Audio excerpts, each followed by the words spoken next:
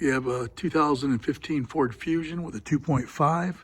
We're going to show you how to change an air cleaner in it, and it's something you should do every 10 to 15,000 miles. It's fairly inexpensive, and it improves the performance and helps the gas mileage. Once popping the hood release inside, there is also a lever over here that you got to hit.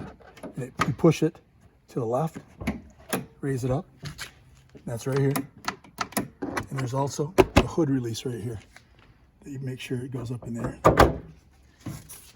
Okay, we ended up getting a Pro Select from Napa for this vehicle, and it has two releases right here that you pull down. This is actually a pretty nice one to do. And you pull it back because it's anchored there and there.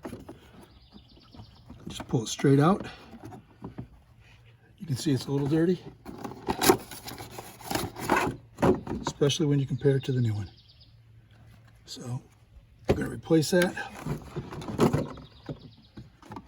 Just slip it down in and make sure that these slide down inside there. Sometimes a little trickier to do. You just got to push down on it, push it forward. Once it goes down like that, you can feel it slide into place. Just reach up and clip it, push behind it, and it clips.